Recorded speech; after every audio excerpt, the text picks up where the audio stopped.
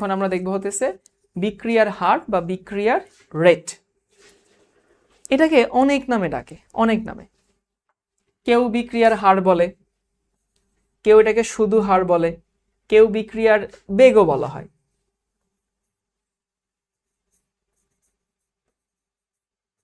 কেউ বিক্রিয়ার বেগ বলে, আবার কেউ দেখবা বিক্রিয়ার গতিবেগও বলে। অনেকে অনেক নামে ডাকে, বুঝছো? বেগ বলো, গতিবেগ বলো, হার বলো। এখন আমরা একটু কেমিস্ট্রি থেকে বের হয়ে ফিজিক্সের বেগে ঢুকি। তোমরা ফিজিক্সের বেগটাতে সাথে বেশি পরিচিত। এই ফিজিক্সের বেগের ডেফিনেশন কি ছিল? সময়ের সাথে সরণের পরিবর্তনের হার, তাই না? সময়ের সাথে সরণের পরিবর্তনের হারকে বলা হয় হইতেছে যে বিক্রিয়ার বেগ। তো ফিজিক্সের বেগ যখন তুমি পড়তা, একটা বস্তুর অবস্থার পরিবর্তন হইলো, মানে তার সরণ হইলো একটা পার্টিকুলার দিকে, সময়ের সাথে সেই সরণ যে হারে হয়েছে সেটাকে আমরা ফিজিক্সের বেগ বলতাম। কেমিস্ট্রিতে তো আসলে কি হয়? কোনো বস্তুর কি সরণ হয়? না, সরণ হয় না। কেমিস্ট্রিতে বস্তুর ঘনমাত্রার পরিবর্তন হয়। এই সময়ের সাথে এর ঘনমাত্রা কমবে, সময়ের সাথে বি এর ঘনমাত্রা বাড়বে। খেয়াল করো, ফিজিক্সে একটা বস্তুর অবস্থান পরিবর্তন হইতো, একটা বস্তু সরণ হইতো, সময়ের সাথে সেই সরণটা আমি বলতাম হচ্ছে বেগ। কেমিস্ট্রির বেগটাতে তো আসলে সরণ হয় না, কেমিস্ট্রির বেগে কি হয়? ঘনমাত্রার পরিবর্তন হয়।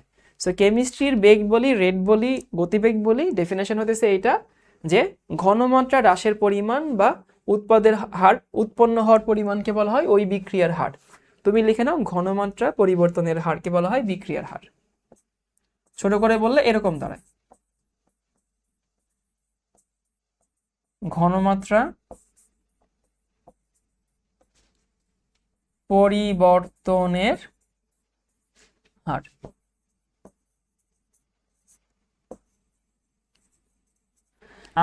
আমার খুব ইচ্ছা আমি একবার একটা কেমিস্ট্রি বই লিখবো আমার জীবনে, খুব তাড়াতাড়ি লেখা শুরু করব, এবং সেই কেমিস্ট্রি বইতে এরকম বুকিশ ল্যাঙ্গুয়েজ থাকবে না।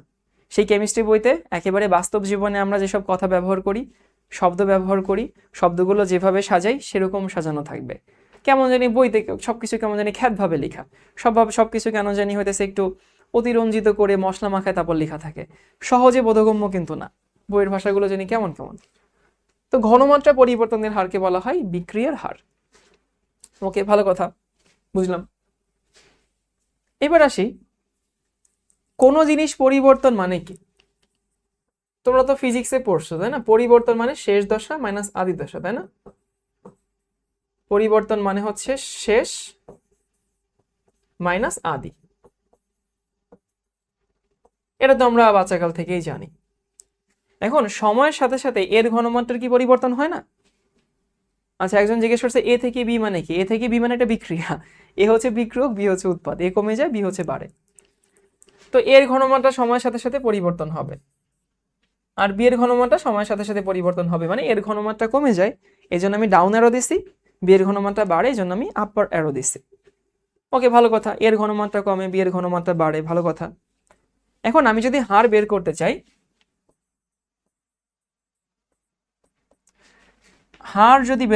বিক্রিয়ার হার, ধরো আর দিয়ে সিম্বলাইজ করবো। আর সমান কি? আর সমান ডেল্টা অফ এ।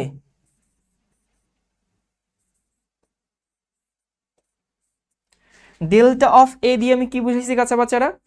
এর ঘনমাত্রার পরিবর্তন। কিন্তু আমার তো ঘনমাত্রার পরিবর্তন নিতে হবে সময় সাপেক্ষে। নিচে দিলে কি হবে ভাইয়া? নিচে হবে ডেল্টা অফ টি, সময়ের সাথে এর ঘনমাত্রার পরিবর্তন। এটাকে আমরা বলি বিক্রিয়ার হার। কিন্তু একটু কাহিনী আছে।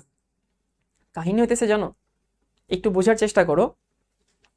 এটা হচ্ছে কমে যায়, তাই না? এখন এর পরিবর্তন তুমি যদি বের করতে চাও, তাহলে শেষ মাইনাস আদি বের করলে এই এর ঘনমাত্রার পরিবর্তন একটা মাইনাস আসে না? বুঝো এটা?